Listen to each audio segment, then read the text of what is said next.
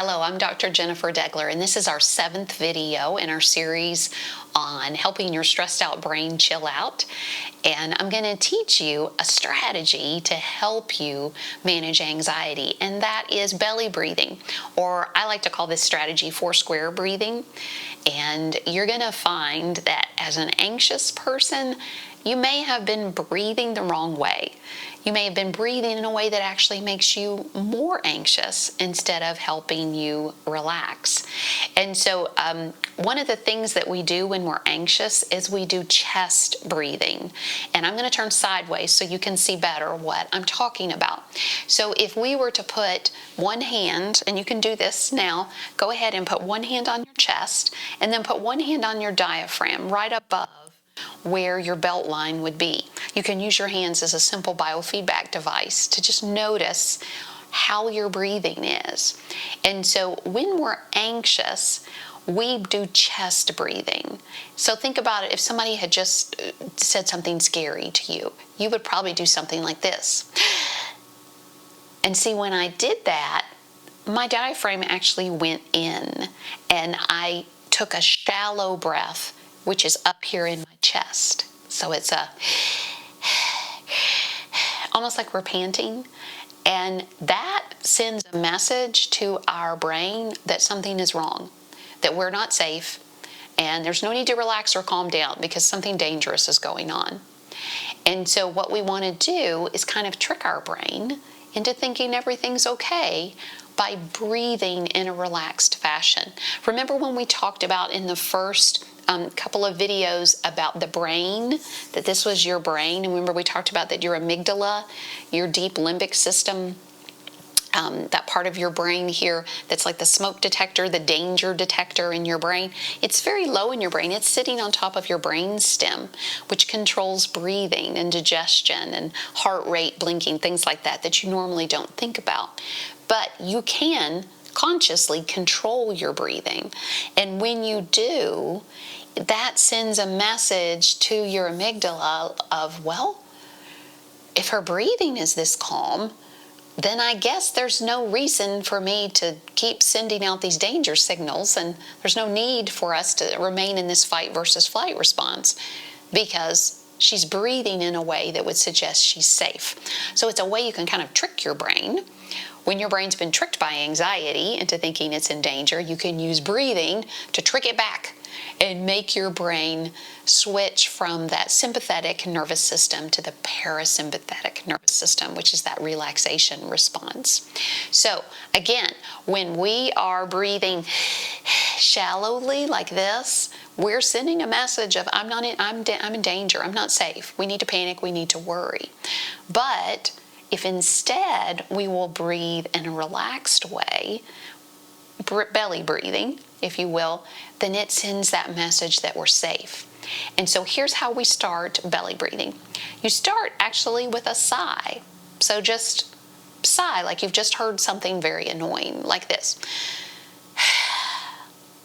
Big sigh. Now, when you start this breathing exercise with a sigh, it's not to get the air out of your lungs. It's actually to make you relax the muscles in your upper body. Because when we sigh, we naturally do that. And then what we're going to do is we're going to close our mouth and we're going to breathe in through our nose. And we're going to start by pushing our belly out. And in that process of pushing our belly out, it's going to make us breathe from our diaphragm, which is what we want. That's that true deep breath, diaphragmatic breathing that will help make our brain relax. So it looks like this. Again, we're just going to breathe in through our nose.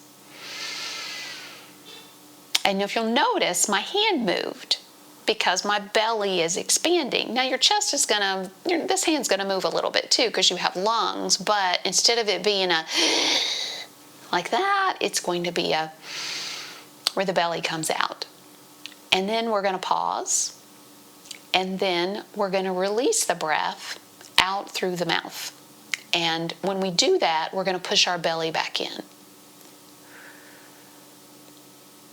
And then we're going to pause again.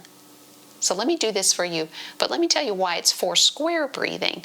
That's because you breathe in for the count of 4, you pause for the count of 4, you breathe out for the count of 4, and then you rest for the count of 4.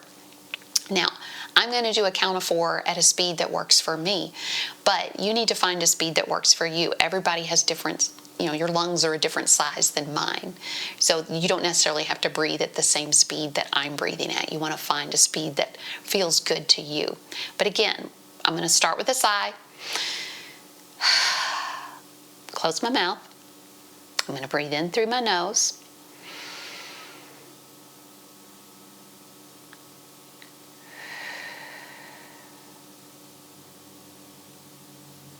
It's just that simple. So what we're doing, I'll turn to face you now. We're going to breathe in for the count of 4, hold for the count of 4, release for the count of 4, and then rest for the count of the 4. By holding that breath for the count of 4 and then resting for the count of 4, that's going to keep you from hyperventilating and getting too much oxygen. So it would look again like this. We start with a sigh, and then we'll close our mouth. Breathe in through our nose, pushing our belly out. 2, 3, 4. And hold. 2, 3, 4. Release out of your mouth and push your belly in. 2, 3, 4. And then rest. 2, 3, 4. So I was counting, but let's do it again. And I'm not going to count. You can do it with me, but that's kind of about the count that I'm going to do. You ready? Start with a sigh.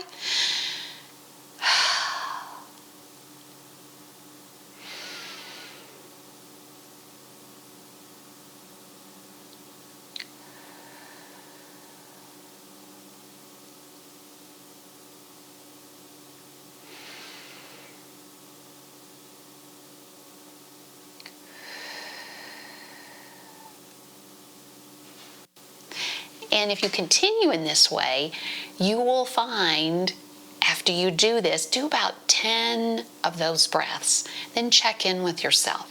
And you'll notice that you're beginning to feel calmer.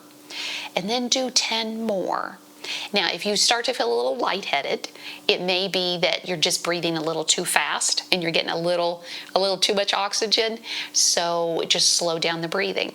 If you find yourself needing to yawn, that also means, just kind of slow down a little bit. Those 2 signals mean you're probably just getting a little too much air in there. So just slow the whole process down and you'll find you're not lightheaded anymore and that you're not yawning.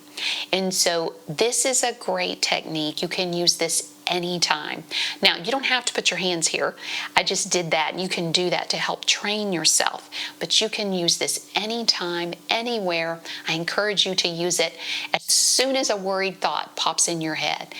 Now, with the count of 4, one of the things that you can do to help make that, because that hungry mind of yours wants something to think about, when you're breathing, you can picture yourself drawing a square. So you're breathing in for the count of 4, you're holding for the count of 4, you're releasing for the count of 4, and then you're resting for the count of 4. And so kind of drawing that square in your mind as you breathe and you're counting, that gives your mind, that hungry mind, something to think about and something to do. And so that 4 square method really can help keep you from flipping your lid. But again, as we talked about in our previous video, the earlier you catch yourself in a worry spiral, the more effective that this technique will be. In several videos down the road, I'm going to be talking about a couple of strategies to use if you flipped your lid and you are like totally in a panic. I'll give you some strategies for what you can do when you're already in extreme anxiety. They're a little more extreme methods, but the breathing is just a great one to start out with. Practice with it. I encourage you to practice with it when you're driving. Anytime you're at a stoplight or a stop sign, just so, this is a great time for me just to practice some 4 square breathing. If you practice it, then when you really need that technique, when you're starting to get a little bit anxious, you'll find that it's much easier for you to implement.